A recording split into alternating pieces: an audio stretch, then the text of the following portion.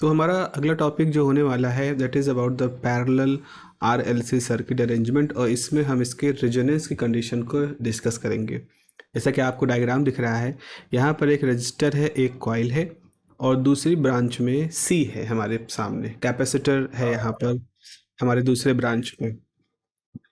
Okay, तो अब आपको जरा देखें यहाँ पर क्या लिखा है। ये पैरेलल अरेंजमेंट इसलिए कह रहे हैं क्योंकि यहाँ से आपकी करंट आ रही है आई आर बिकॉज हम रेजोनेंस कंडीशन की बात करें तो हमने आर को यहाँ पर सफिक्स में जोड़ रखा है because this is the current when resonance is happening in the circuit, उस स्थिति को दिखा रहा है।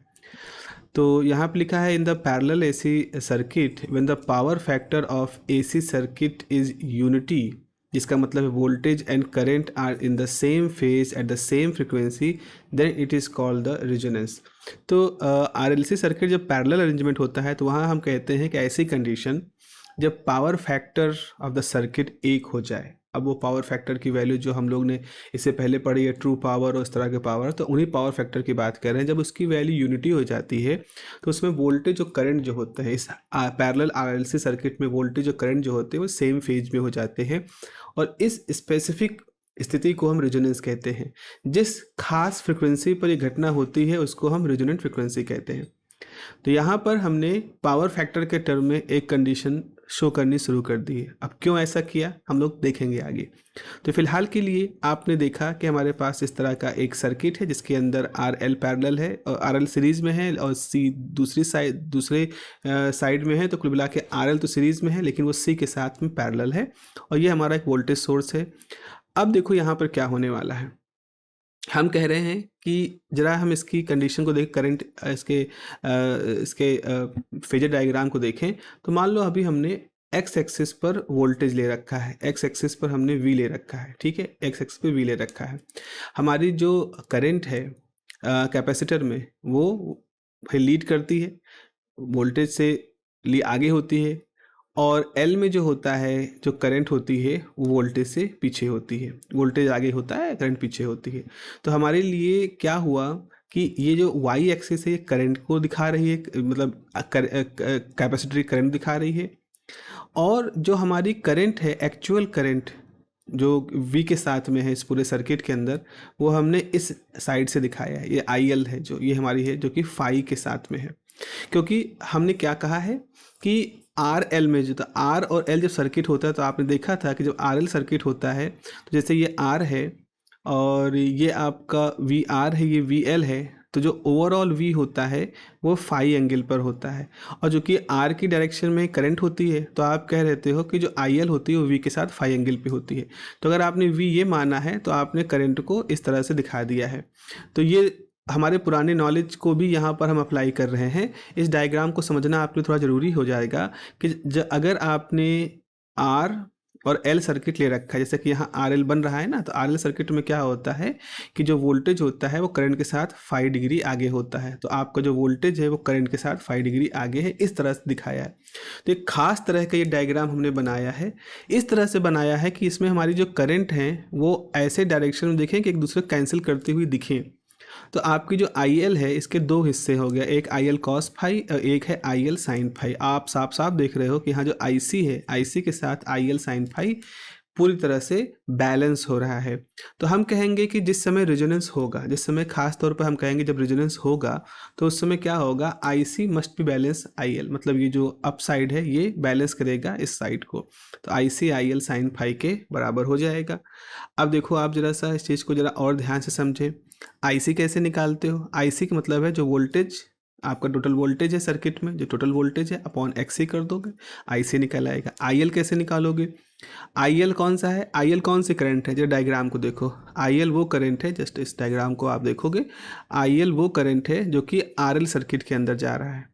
ठीक है, तो आरएल सर्किट का टोटल इम्पीडेंस कितना होगा, जेड, जेड बराबर क्या होगा, under root R square plus XL square. तो अगर आपको आईएल निकालना है तो आपको क्या करना पड़ेगा, जो वोल्टेज अप्लाई किया उसको जेड एल से डिवाइड करोगे। जेड एल, जेड एल मतलब होता है ना कि इस इंडक्टर वाली साइड में जो इम्पीडेंस है वो। साइन फाई की वैल्यू निकालनी है तो एक्सएल बाई जेड एल आ जाएगा। अब आपको ये कहाँ से निकाला, तो याद करो पिछले लेक्चर में हम लोगों ने एक इम्पीडेंस सर्किट बनाया था जहाँ ये जेड है, जहाँ एक्स है, जहाँ आर है। एल इसलिए कहते हैं क्योंकि ये इंडक्टर वाली साइड है, यहाँ एल का मतलब है ये इंडक्टर वाली साइड, जहाँ रजिस्टर इंडक्टर जुड़ा है वो वाली साइड की बात करें, वरना जेड भी काम चल जाता है यहाँ पर। तो इस तरह से साइन फाई की वैल्यू हो गई XL by Z L, I L की वैल्यू हो गई वी बाई जेड एल, आई सी की वैल्यू हो गई वी बाई एक्स सी। आपके पास सारी वैल्यूज़ आ गई साइन की, ठीक है। अब आप क्या करोगे, आई सी की वैल्यू को यहाँ रख दो, आई एल की वैल्यू यहाँ रख दो, साइन फाई की वैल्यू यहाँ पर रख दोगे। तो आप ये सारी वैल्यूज़ रखोगे, तो ये आपने आई सी की वैल्यू रख दी, कहाँ गई, आई सी की वैल्यू यहाँ पर रख दिया आपने, और आई एल की वैल्यू यहाँ रख दिया, साइन फाई की वैल्यू यहाँ रख दिया। देखोगे रखने के बाद आपके पास Z L square XL into X C आ जाएगा। और हमने ये देखा है कि आईसी ब्रांच के अंदर आईसी आई अब जो कलेक्टर जो कैपेसिटर वाली ब्रांच है उसमें केवल एक्सी है, तो वहाँ का इम्पिडेंस जेड सी जो होगा वो एक्स सी के बराबर होगा, लेकिन जो रजिस्टर इंडक्टर वाली ब्रांच है वहाँ पर आपका जेड एल इस तरह से लिखा जाएगा। तो आपने एक्सएल की वैल्यू रख दी 1/ओमेगा सी, ठीक है, और एक्स सी की वैल्यू है ओमेगा सी, तो सॉरी एक्सएल की वैल्यू है ओमेगा एल और इसकी वैल्यू 1/ओमेगा सी रख दिया, तो जेड एल स्क्वायर बराबर एल बाई सी। तो जेड एल स्क्वायर जो है वो एल बाई सी आ गया, इसको ध्यान रखेंगे, इसका हम आगे यूज करेंगे। उसके बाद फिर हमने क्या किया, हमने देखा है कि जेड एल की वैल्यू क्या है, जेड जो है वो असल में आर स्क्वायर और एक्सएल स्क्वायर का सम है, क्योंकि उस साइड में ये दोनों ही जुड़े हुए हैं। तो आपने जेड एल स्क्वायर को लिख दिया R square plus XL square, ठीक है। यहाँ से एक्सएल स्क्वायर की वैल्यू हम कैलकुलेट कर सकते हैं, तो हो जाएगा एल आर को इधर ट्रांसफर कर दोगे तो L minus C R square, ये हो गया। हमें मालूम, अब चूँकि ये सारा काम हम रेजोनेंस के दौरान कर रहे हैं, तो उस समय जो हमारा एक्सएल होगा वो 2πfl होगा, चूँकि हम रेजोनेंट की बात कर रहे हैं तो हमने एफ की जगह पर एफ आर ले लिया, रेजोनेंट फ्रिक्वेंसी।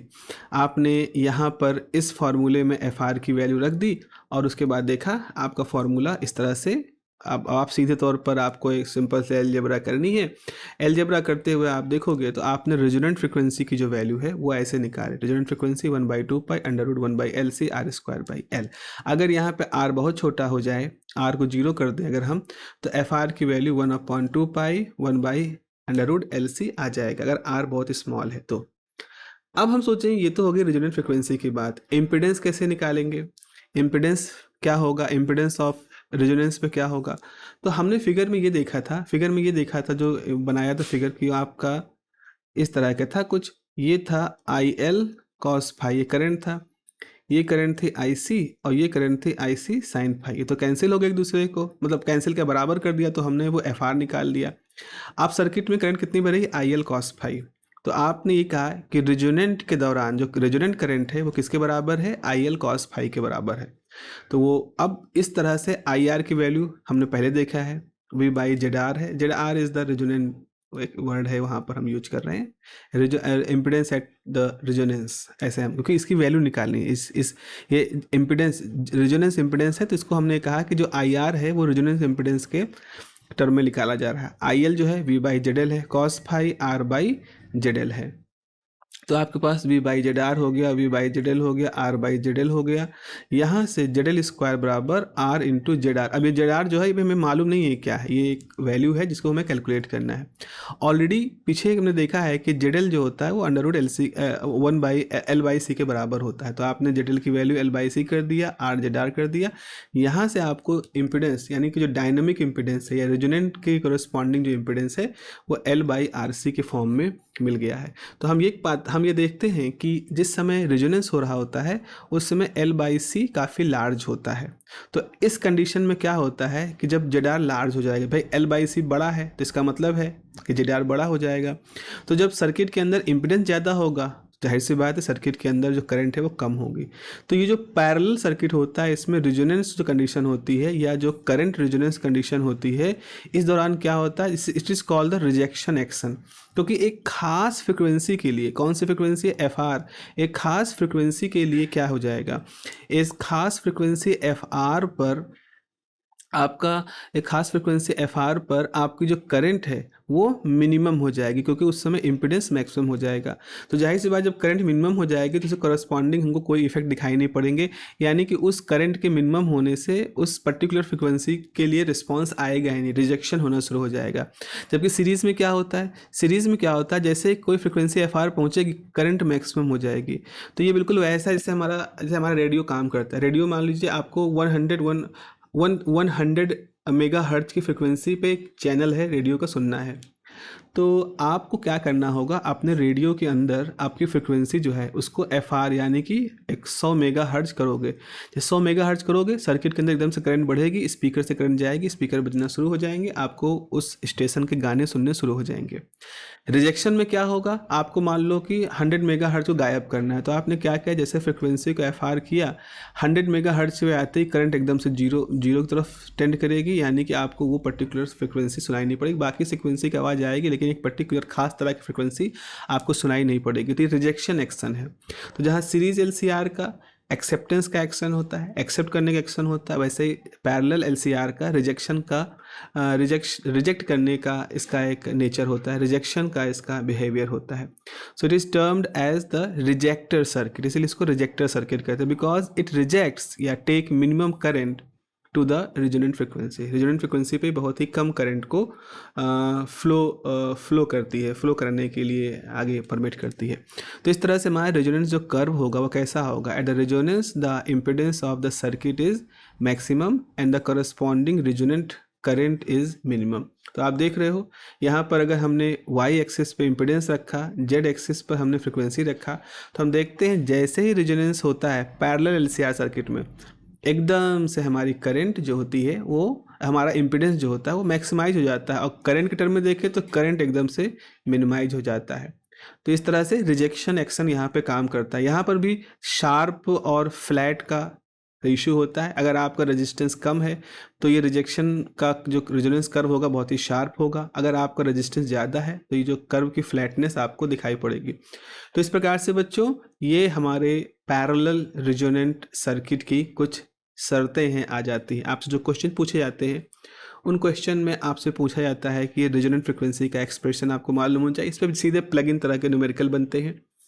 उसके अलावा आपसे पूछा जाता है कि इसमें रेजोनेंट फ्रिक्वेंसी की कंडीशन क्या होती है। एक्चुअली में आपको ये कंडीशन निकालनी होती है और आर को बहुत ही छोटा दिखा करके आप ये कंडीशन को वहाँ पर रिकवर कर लेते हैं।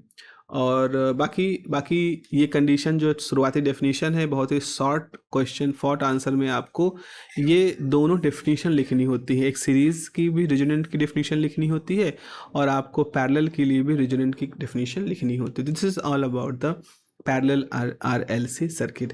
तो इस तरह से हमने जितना भी था पावर फैक्टर और ये सारी चीज़ें कवर कर ली है। अब हम ये एक तरह समझ लीजिए कि आखिरी टॉपिक है इसका। इसके बाद हम जो पढ़ेंगे that is about the three phase circuit, three phase या 3 EMF जो सर्किट हैं उनके बारे में पढ़ेंगे। ओके, चलिए मिलते हैं।